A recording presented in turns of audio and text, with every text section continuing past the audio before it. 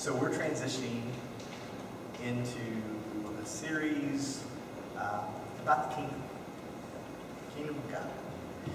Jesus, he did a lot of teaching about the kingdom and ushered in the kingdom, brought the kingdom from heaven down and gave this picture and teaching of what it meant to embrace and be a part of God's kingdom. And so for us, as we come out of Easter, and we begin to say, well, why? Why did all of the things happen that happened? Why did Jesus come? Well, we know Jesus came that we would have life, right? He came so we could have this intimate relationship with him, through him, with God that created everything. Jesus said, I'm ushering into this time, this place, this opportunity for you to know God, to be with me. And so you see this transition in relationship that because of Easter, because of the crucifixion, because of the resurrection, now our relationship with God is different. It's no longer the same. And so then we look back at the things that Jesus was teaching and we're like, oh, that makes a lot more sense now. And the truth is, with the disciples who were following Jesus, as they were reflecting on the things that Jesus taught, things began to become a little more clear in their world. Because the truth was, up until the point that Jesus died, they just didn't believe it was going to happen. They were in denial. This cannot happen. This is the new king of Israel. He is going to put things in order, make things right. How can he die on a cross? That's not right. And he did. He died on the cross. And then a few days later, they're rushing to the tomb. They're like, what happened to the body? Where did it go? Because their mind still wasn't there yet. They still didn't understand that the things that Jesus had been teaching them and telling them was coming about. Those things that we hear about, but we hope won't happen yet. And then it happens, and you're like, oh, that's what all this was about. I get it now. I see it. And so things changed. So Jesus, when he came, he was teaching about the kingdom. And if you have your Bibles, go to Matthew chapter 13. We're going to be in Matthew chapter 13, verses 1 through 23.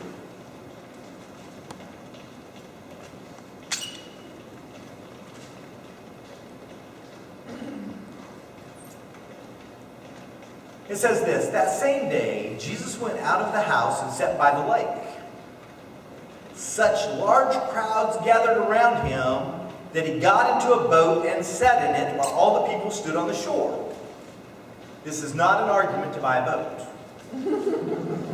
That would be called proof texting. We try not to do that, though there's great temptation sometimes when you have verses like this. Jesus liked boats, therefore. No, it doesn't say that. Jesus sat in the boat because the crowd was gathering. And then he told them many things in parables.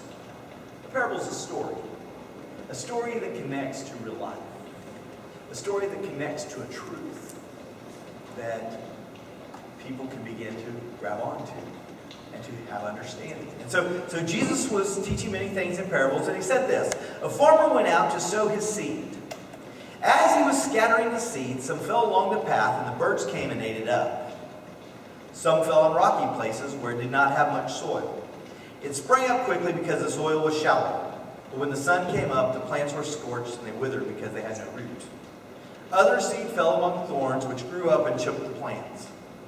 Still other seed fell on good soil, where it produced a crop, 160 or 30 times what was sown.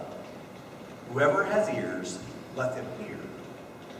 The disciples came to him and asked, why do you speak to the people in parables?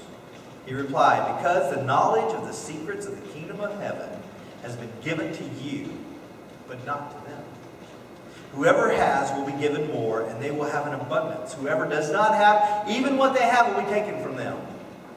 This is why I speak to them in parables. Though seeing they do not see, though hearing they do not hear or understand. In them is fulfilled the prophecy of Isaiah. You will be ever hearing but never understanding. You will be ever seeing but never perceiving. For this people's heart has become calloused. They hardly hear with their ears, and they have closed their eyes. Otherwise they might see with their eyes, hear with their ears, understand with their hearts, and turn, and I would heal them. But blessed are your eyes because you see, and your ears because you hear. For truly I tell you, many prophets and righteous people long to see what you see, but did not see it, and to hear what you hear, but did not hear it. Listen then to what the parable of the sower means. When anyone hears the message about the kingdom and does not understand it, the evil one comes and snatches away what was sown in their heart. This is the seed sown along the path. The seed falling on rocky ground refers to someone who hears the word and at once receives it with joy. But since they have no root, they last only a short time, and when trouble or persecution comes because of the word, they fall away quickly. The seed falling among the thorns refers to someone who hears the word, but the worries of this life and the deceitfulness of wealth choke the word, making it unfruitful. But the seed falling on good soil refers to someone who hears the word and understands it.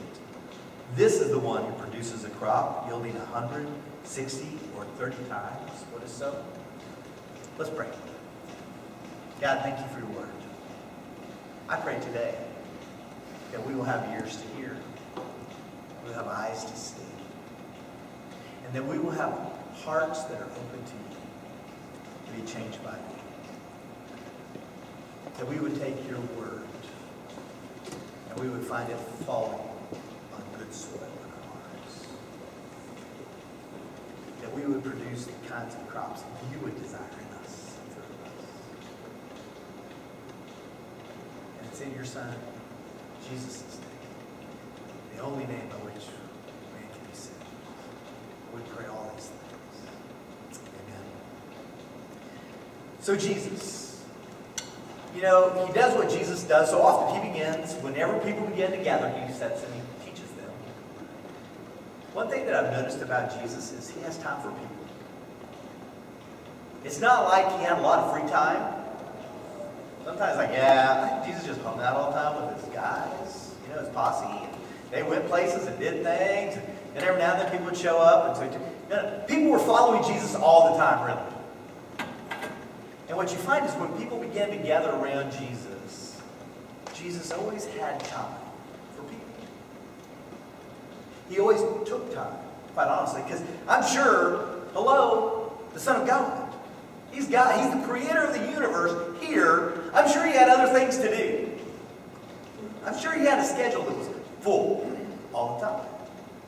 But whenever people would gather, Jesus always took time for his creation. Always took time for those that he was there to redeem.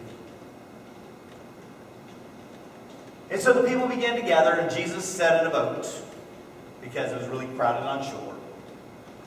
And he began to teach. And he told them a parable. And it's the parable that we know. It's the parable of the sower. That's what it's referred to. And it's about a farmer who's sowing seed. Now, sowing seed at that time is different than sowing seed at this time.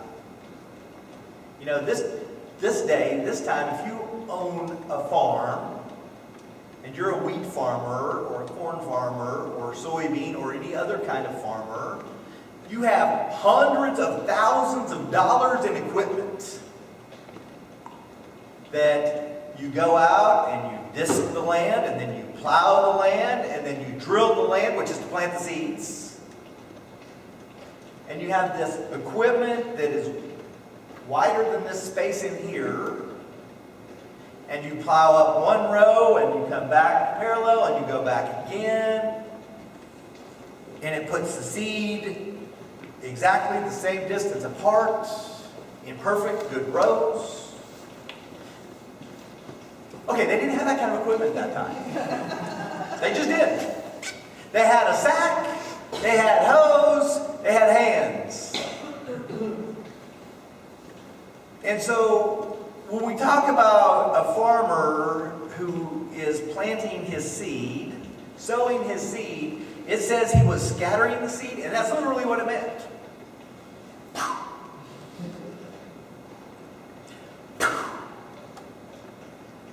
Throwing the seed as he walked. It wasn't 1, 2, 3, like we do in our gardens at home. We don't have all the big equipment. But if you want a big crop, you can't do this. You don't have the time, and so it's this. That's the picture.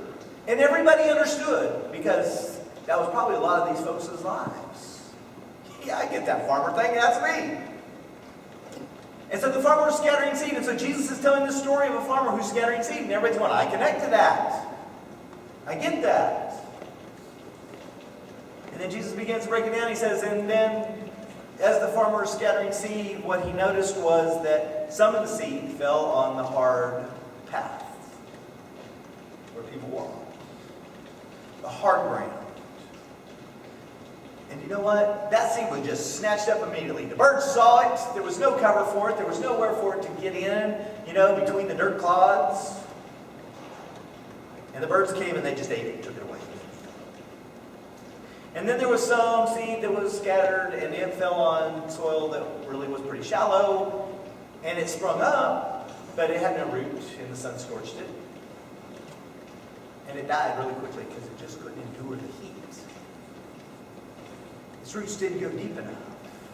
And then there was the seed that sprouted up amongst the weeds. And if you know anything about weeds, it's really crazy that weeds grow so much faster than the good plants. Have you ever noticed that? Why is that? I mean, one little bit of rain, the good plant pops up this far, the weed comes up this high. It's like, how did that happen? It's the nature of weeds. And the weeds sprung up and began to choke out the good plant. And it didn't bear fruit, or as much fruit. And then there was the seed that fell on good soil, and it produced a lot of seed sowers. Taking the word to those who don't know, spreading the gospel wherever we go, to talk about the kingdom of God and what God wants to do in this place. And it's life-changing. It's life-altering. But before we can really move forward into that, we must assess here. God, what kind of soil am I? Honestly, you can be the soil in the very first one. The hard ground, the hard path. And say, I've been doing this just because I know I should, or because my family's always done it. It's just what we do. It's kind of like this long-going, ongoing tradition. What do you do on Sundays? Well, we go to church. What do they talk about at church? I don't know. God. What else are you going to talk about at church? What's it mean in your life? It's church. They're just nice people. We sing some fun songs. I've been doing it all my life. Got it. And so it's possible that you could come here all of your life and still be hard ground.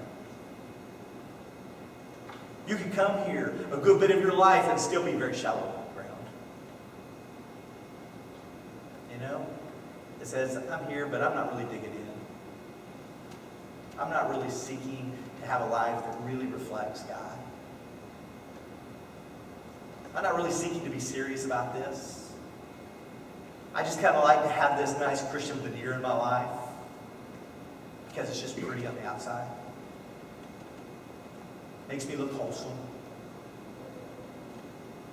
That appearance of everything's going okay. And so to have this faith thing in my life just kind of elevates that appearance that everything's going okay in my life.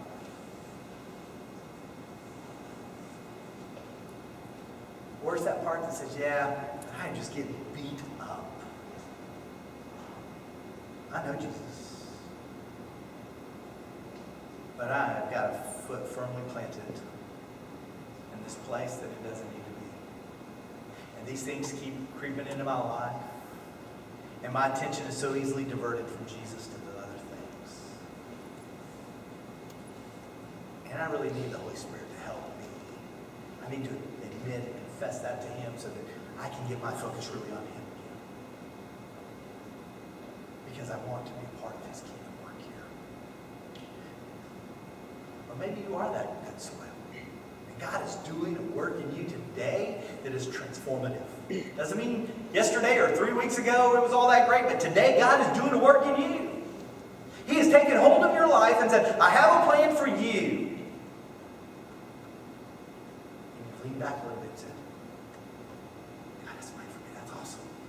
And then you lean back in and said, okay, let's go. Let's go. I'm ready to participate. I'm ready to be a part of that. And so I would just challenge you today. Assess, where am I? Where am I? Because wherever you are, if you're not in that good soil place, you don't have to stay in those other places. You get to choose. We're the only thing in all of God's creation. You realize this? We're the only thing in all of God's creation that legitimately gets to choose anything. You get to choose. And when you choose, you know you chose. You know you made a decision. And the truth is, today it's your choice. And so what will you choose? What will you choose? Let's pray. Father God, thank you for your word. Lord, thank you that you've planted your seed in our lives. See the truth. The word that became flesh.